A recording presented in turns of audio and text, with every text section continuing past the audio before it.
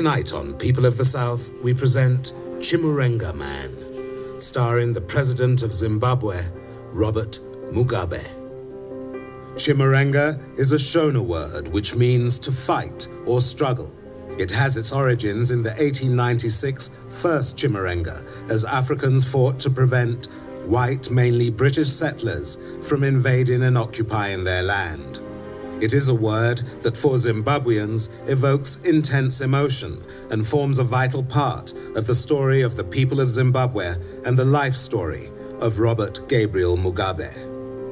In 1924, almost 30 years after the end of the First Chimurenga War, Robert Mugabe is born in a Christian village run by Jesuit priests to Gabriel and Bona Mugabe.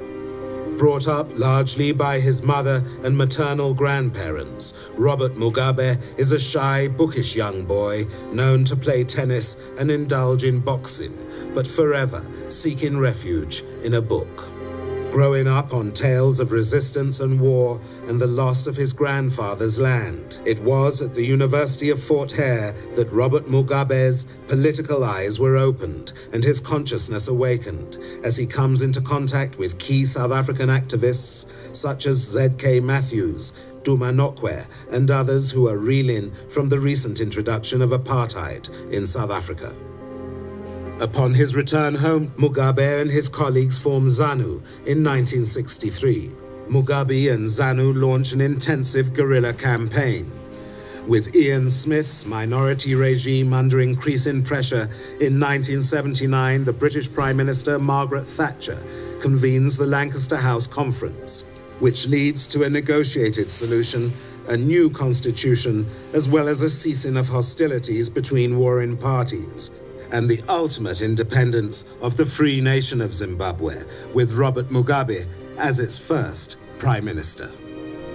A liberation legend and the victor of the second Chimurenga, Robert Mugabe is a mild-mannered intellectual who today at 89 has led his people for over 32 years, years that have earned him adulation and acrimony from different sources.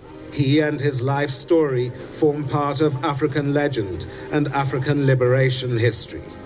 In Robert Mugabe's view, his mission in life is to deliver a free and liberated Zimbabwe, to achieve political and economic sovereignty.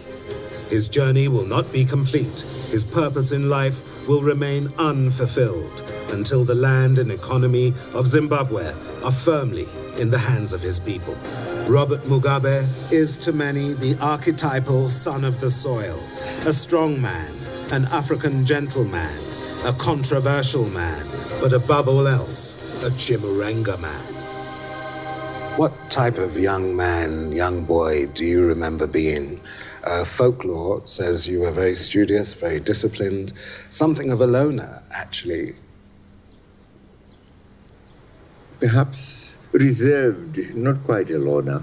I mixed with other boys. I played tennis ball with others, so on.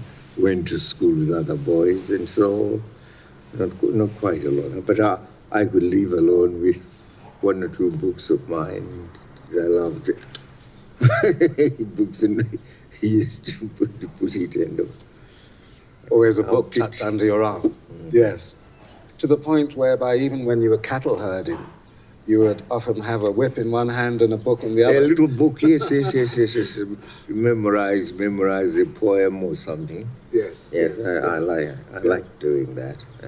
Were you politically conscious? At that time, yes, just an awareness that the white men had come and robbed us of that which was ours, our land.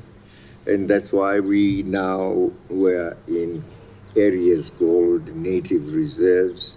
And there were the, large tracts of land on the other side of the river, big farms belonging to Venta. Those were some of the names. I see. The Boer names. Next to us, we knew these were once upon a time our grandparents, lands.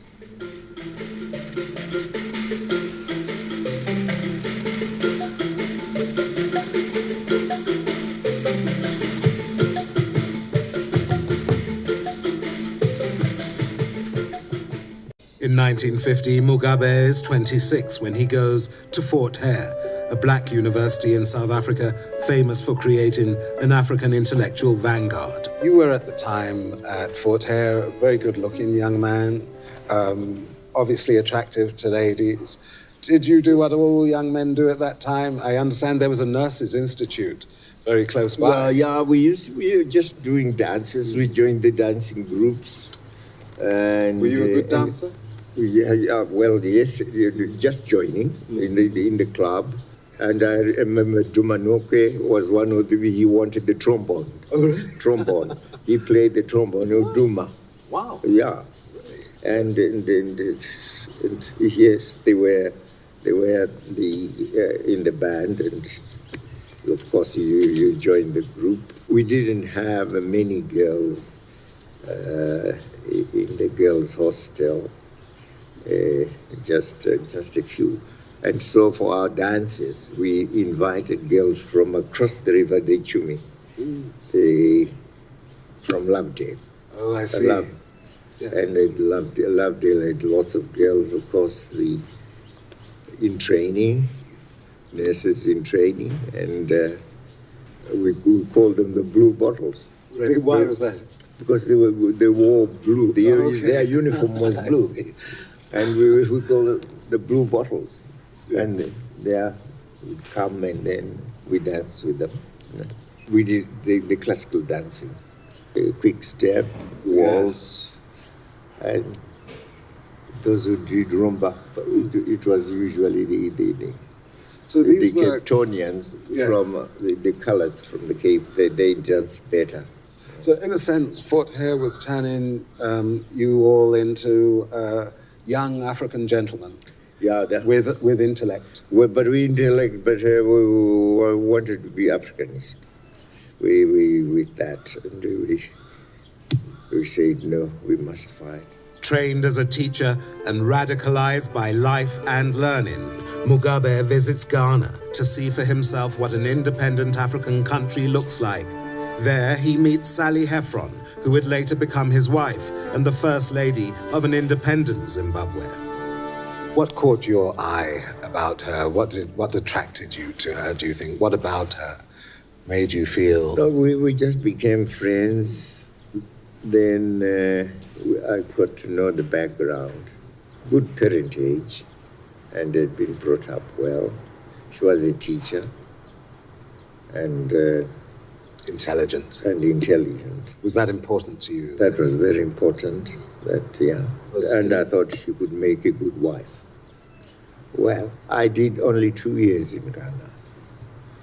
And when I came back on leave, I found that back home here, a new party had been formed to succeed the African National Congress, which had been banned in 1959.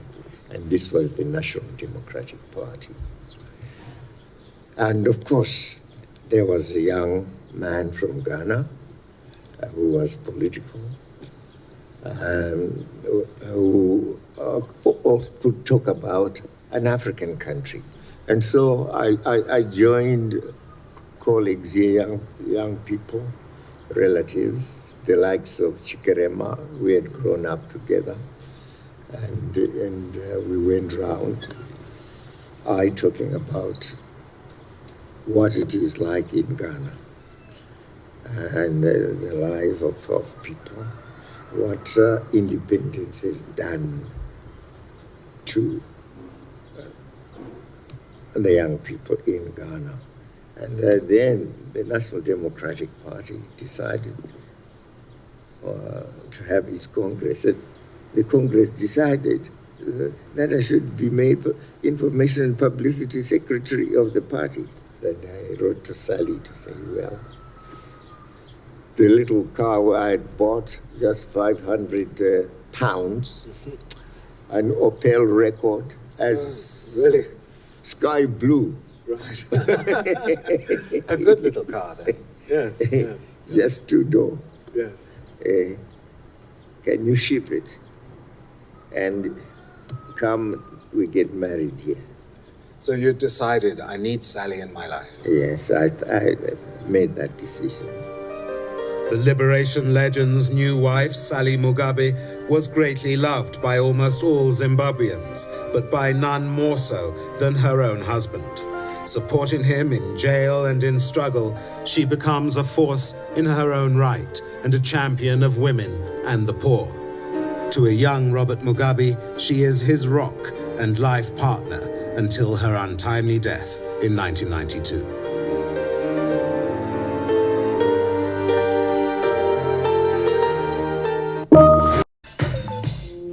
Mugabe spends 11 years in prison studying law and economics and plotting out the liberation struggle they would join upon their release in 1975.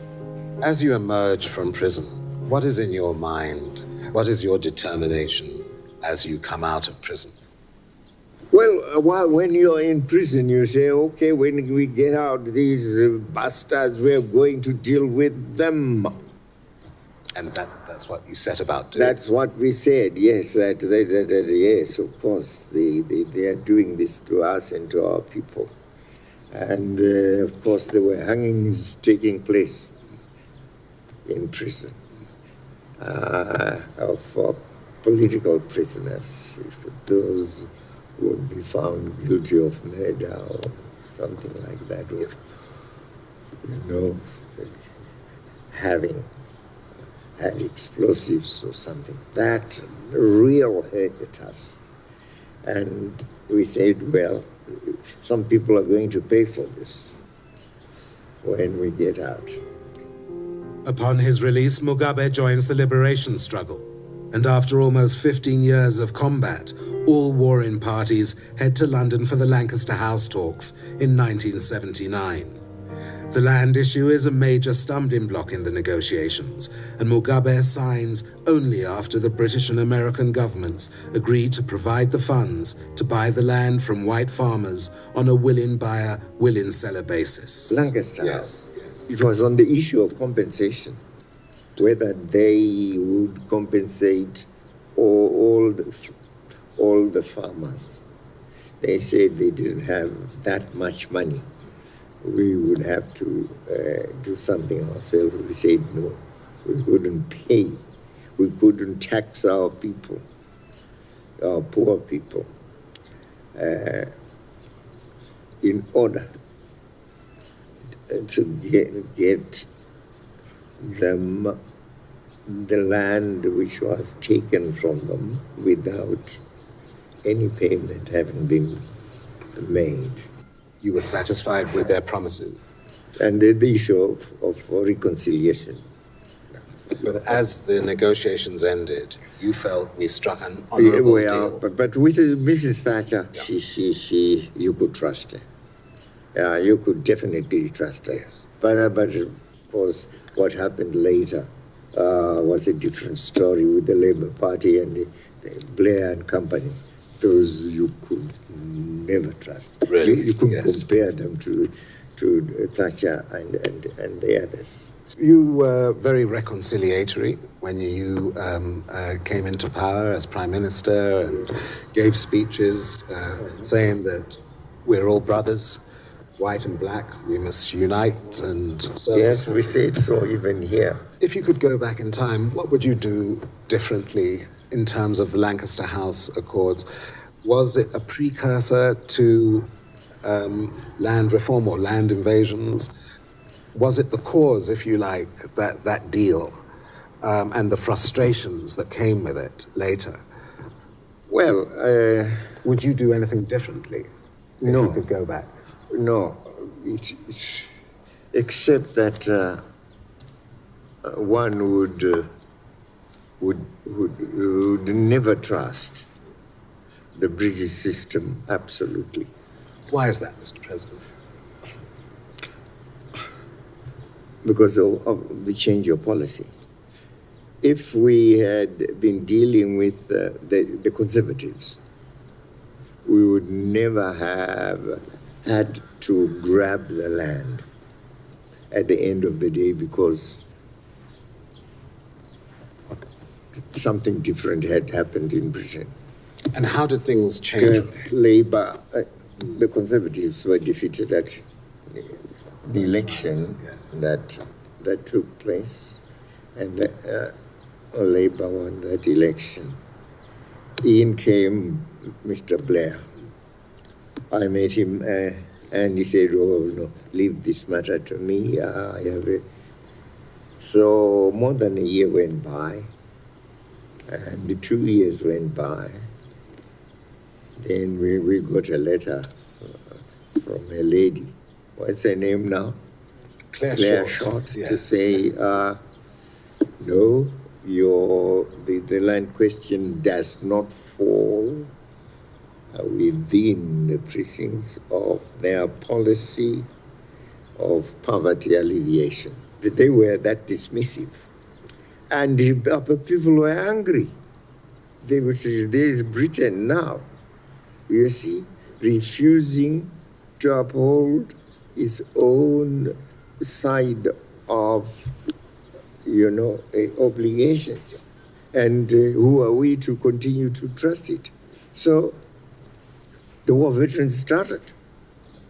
We will take the land. And I said, yes, they won't be arrested. But what we'll not do is to recognize that their act is a legal act. No, they are demonstrating.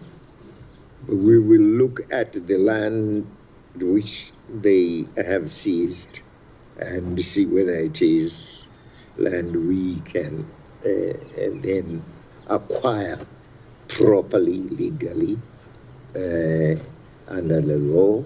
So you wanted it to be done in an orderly fashion. Yes. Although the war veterans, were that rough. Right. But actually, we followed that up with an orderly mechanism of acquiring the land in a proper way. Because it suddenly went from 5 in a day to land grabs all over the country. Everywhere. Yes, and it was each man unto himself and God for us all. And yes, seizures everywhere. And could you have controlled that? Because the West, in a way, blamed you, didn't they, as the instigator? But they never blamed Blair. Do you notice the whole way through there is not a single criticism of the fact that Blair, became irresponsible, refused to take up, you see, to assume the obligation which Britain should have properly assumed. But of course, we are Africans, and of course you get criticism in the press. Mugabe is doing that. After all, this is our land, you see. We did not need to negotiate taking it back, you see. But here we are negotiating with the British.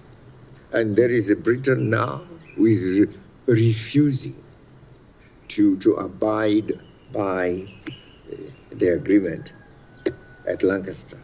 And what we expected, what Blair wanted was that we should now, as it were, reverse ourselves. And I suppose he no longer wanted the land acquisition program to continue. To improve the lot of our people, let no one interfere with our processes. Let no one who is negative want to spoil what we are doing for ourselves in order to unite Africa. We belong to this continent. We don't mind having and bearing sanctions banning us from Europe. We are not Europeans. We have not asked for any inch of Europe or any square inch of that territory. So, Blair, keep your England and let me keep my Zimbabwe. And yes, sure, they should have been orderly. But at the end of the day, they are taking that which is ours and giving it back to us. And this is what mattered. And the rest of the world could say anything about us. But no, they must look at this as having been the product of the stance and position taken by the Blair regime. You weren't worried about the economic consequences? The consequences, those would come and go. Those would come and go, but the land having been acquired now would actually ensure that we recover. What would your advice be to South Africa about how to handle its land reform issues? I would say handle it your own way, the best way possible. But you tried willing buyer, willing seller here. We did. We went for 10 years. That was entrenched for 10 years in the Constitution, by the way. We had to go that way for 10 years. And we obeyed it, you see. And that's what people don't look at. Our people complied with the Constitution for a good 10 years. Willing buyer, willing seller. Why didn't that work? It didn't work because you could not get the land if the farmer said no. And what you needed was land which was, big enough, large enough in extent to enable you to settle people. If you got a yes here, followed by a no, and a no, that piece of land here becomes useless to you. You couldn't settle people. You had to get yes, yes, yes, and then you could put 2 farms, 3 farms together. That then would constitute large land to enable you to settle, a large community. Because some people say that part of the reason why the West went at you so hard was to dissuade the ANC and others that don't go there. Yeah, don't go Leave this the land. But in South Africa, it wouldn't work. But also, South Africa has a population which is very urbanized, and very few would want to go back from the urban areas to the soil and dirty themselves with the mud and all. Farming, it's hard. You need to have brought up doing farming. And the majority of us, of course, are not urban people.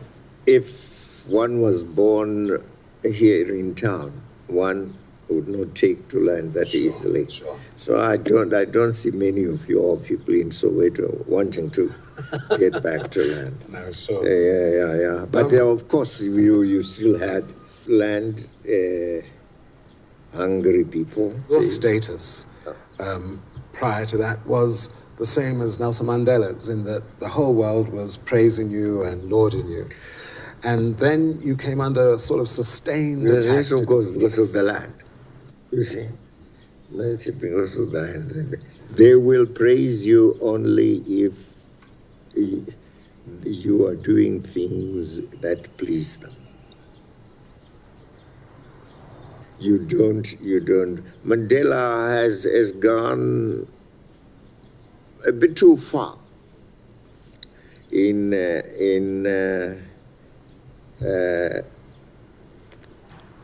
doing good to the non-black communities and really, in some cases, at the expense of them.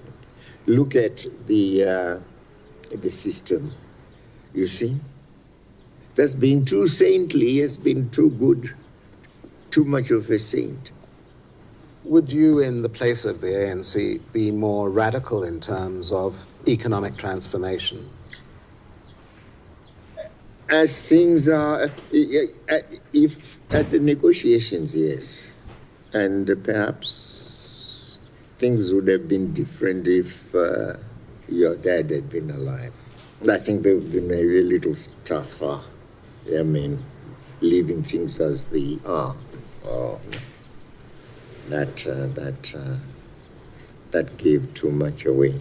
It made for greater peace, greater reconciliation, yes. We also accept the policy.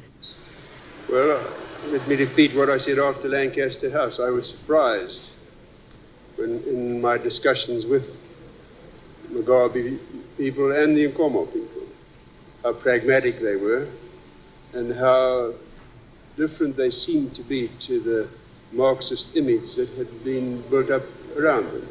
I must, in all fairness, say that. We forgave Ian Smith, you know, after those thousands who died, the bombs, but at the end of the day, we said, well, these are bygones, and why should we look back? Let's look ahead and turn our swords. That's my speech, the speech I made in March 1980. Turn our swords into plowshares and become friends. I urge you, whether you are black or white, to join me in a new pledge to forget our grim past, forgive others and forget, join hands in a new amity, and together as Zimbabweans, trample upon racialism, tribalism, and regionalism, and work hard to reconstruct and rehabilitate our society as we reinvigorate our economic machinery. Surely, this is now time to beat our swords into plowshares so we can attend to the problems of developing our economy and our society.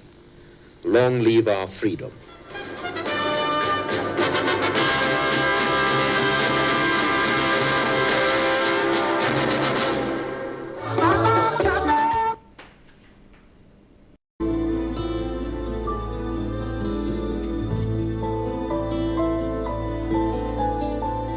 Mr. President, one day you walk into one of your offices and you see a beautiful young lady. Her name is Grace. What catches your eye about her? What made you attracted to her? Well, it was not just the fact that one was attracted. After Sally was gone, Yes. well, it was necessary for me to look for someone. And even as Sally was still, you know, going through her last few days, although it might have appeared to some as cruel, I said to myself, well, it's not just myself needing children. My mother all the time said, am I going to die without seeing Grandchildren. grandchildren? So I decided to make love to her.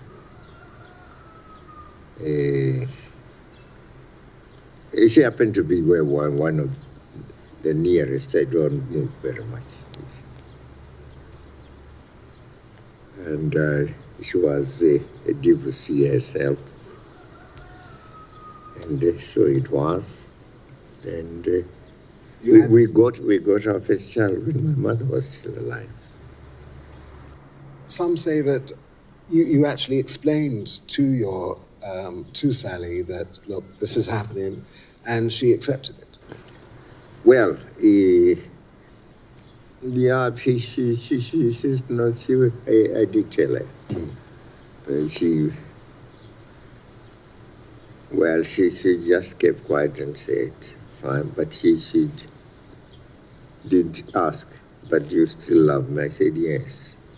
Then she said, fine. As you were being attacked by the Western press, she came under attack as well. Some say, in a way, to get at you, but you're thick-skinned. Did you worry about her, feel for her when she started getting newspaper attacks? She's a shopaholic. Shopaholic. I don't know why they say she does. She actually doesn't do that kind of shopping of dresses and so on. She will buy fabrics and have them sewn by some. She designs them herself. You see, and you can see they are quite decorated. She wants them very colorful. Does she dress you, or do you have your own style of dressing? Yes. No. I dress myself. Sometimes she says, I like this. I say, no, you don't know anything about men's dresses. Please, leave me to do my own. She says, doesn't like that. Yes. She would like to dress me, but no, I am an independent man. I make my own choices, but she does buy me. It's from time to time gifts. Has it been a happy marriage? Yeah. Yes. Happy marriage, but a young woman with her own mind. She wants to do things this way, fine. The age gap doesn't bother you at all? No, it doesn't. It doesn't bother us. I think she appreciates it. And she keeps herself as busy as possible. But fortunately, I have not had much to worry about, except cataracts here in my eyes. When there's criticism and things like this, is it water off a duck's back to you after all these years in politics, or does it sting? Does it hurt a bit? No, but well, there's certain things now just bump, as it were, bump off, and you see, just dismiss it and say, well, the usual thing. I mean, if people say you are a dictator, they've said so yesterday, they'll say so, they are saying this merely to tarnish you and diminish and demean your status. Then you don't pay much attention to it, it's their politics. And most of it has been wasted, you see. British papers, British press, Labour-inspired. Do you think the Conservatives are greater friends, just imagine. Really? As we fought the struggle, it was the Labour Party which was a friend of ours. But after independence, you find it's the Conservatives who behave much better. And you can deal with them, they tell the truth. Their word means quite a lot. Whereas with Labour, who can ever believe what Mr. Blair says? Here we called him Blair.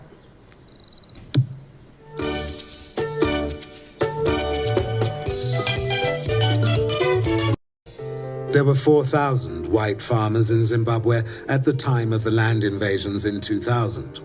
They have since been replaced by almost 200,000 black commercial farmers. The white farmers who violently took over the farms in the 1950s and 60s, displacing 100,000 black families from their land, were inexperienced in farming. The Rhodesian government of the time had to support them, providing training, giving them low-interest loans for equipment and seed. It took the farmers about 20 years to become commercially successful. According to a recent report, in the 10 years since the farm invasions and despite the drought and disinvestment, the resettled farmers are reaching the production levels of the white farmers they replaced. In short, with another decade of growth still ahead of them, Zimbabwe may in time be regarded as one of the few successful land reform programs in post-colonial history. And Robert Mugabe may go on to be regarded by future generations as a visionary. The possibility of elections. Can I ask you two things on that? One, will you stand? Yes, I'll stand. I'm standing, definitely. You don't feel, Mr. President, look, I've done my bit. I don't want the pressures. You don't feel that? I do feel that. I do. But I also feel there is a fight to fight. Still. The British are calling for regime change, that I must go. That call must not come from the British. My people, I'll listen to. And the sanctions are still on us. And what man is there who, when his own house is being attacked, will run away from the house and leave the family and the children being still under attack? It's a coward of men. We get rid of that, ensure that the sanctions are defeated. If they remain there, when our economy has recovered nevertheless, and we are in full control, ownership of resources has consolidated itself, fine. I can say then goodbye. But my people still need me. And when people still need you to lead them, it's not time, sir. Doesn't matter how old you are, to say goodbye. They will say, you're deserting us. And I am not a deserter, never have been, never have thought of deserting people. We fight to the finish. That's it. I still have it in here. You can still throw a good punch. It's Mandela. Will the next elections be peaceful, do you think? Yeah, I think so. That's the one thing we are talking about. That now, yes. What real need for fighting is there? This is our country together, and we will be together. Win or lose, we will still be there as a family together. And tomorrow will produce more elections, to be won, to be lost. And let's teach our people that these elections are not boxing matches. They are elections to choose leaders for you in parliament or in other fora. So it's that culture not to accept contests, not to accept opposition, that we don't have in every way, but it's the majority of people seem to accept it. But you still have these little fights. They're bound to take place. Do you think, given all these years, as the liberation movement, as the government, that Zanu-PF would accept defeat at elections if it came? Yes, of course. Why not? We lost lots of seats in 2008, and I lost quite a few seats. I got 43%. I know the reason, but we have been correcting all this. And Gweru has also meant to ensure that our scenes of omission and commission in 2008 are left behind. Can I ask you, reflecting on it, as I'm sure you do from time to time, what were the big disappointments? What were the things that you've regretted most? I mean, about your years in office and things that took place with them. If I could ask you, for example, that saga in Matabele land. Yeah. Were you pained by the way it turned out and the loss of life and things that yes, comrade organizations went head-to-head against each other? Yeah, it was very bad. Well, we don't want to talk about that. But it is a story which has not been told in full. Why do you how it started and so on, and you know what was happening. It's involving. It's not a story that we should continue. But of course, when wars do occur, it doesn't matter the forms of the war. It hurts. What happens on the ground, the soldiers, well, you know what soldiers do on the ground. Even where they are under instructions. But there is always the personal element. Yeah. And sometimes they go out of their way, you see, to hurt and to commit acts which are outrageous. It happens. And you get it happening. So those things happen. But also the elements on the guerrilla side committed atrocious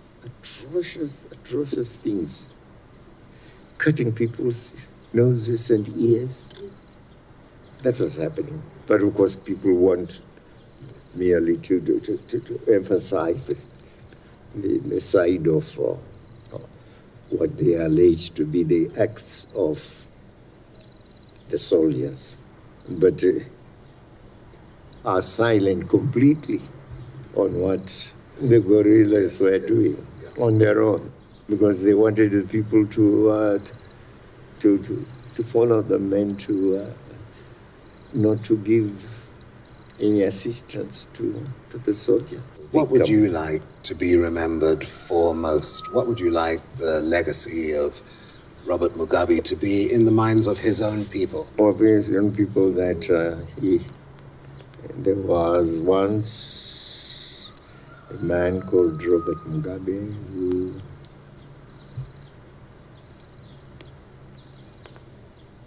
in the interest of his own people, fought the struggle to liberate them, and had ideas, ownership of the resources by his own people, and fact that the people should be united, should remain revolutionary, guard against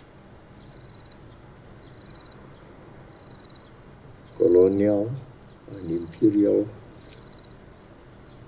powers that seek to undermine the authority of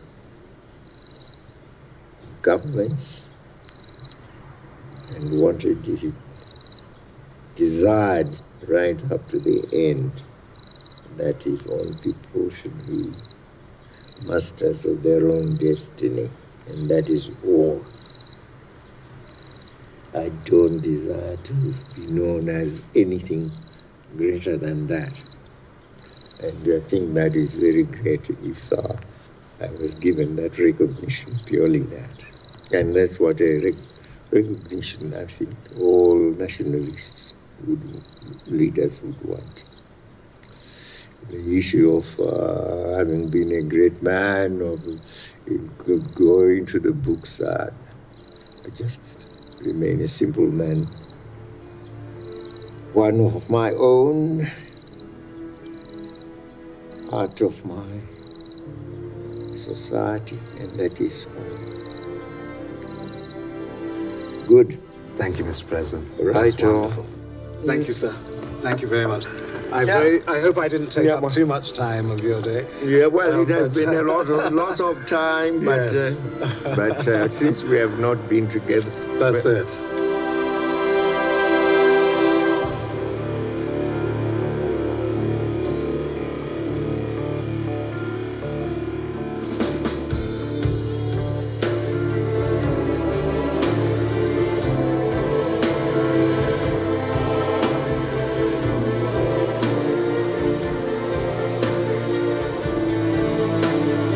That's it for tonight, ladies and gentlemen. Join us next week when I interview First Lady Grace Mugabe and have lunch with the Mugabe family. Till then, may your gods be with you. Good night.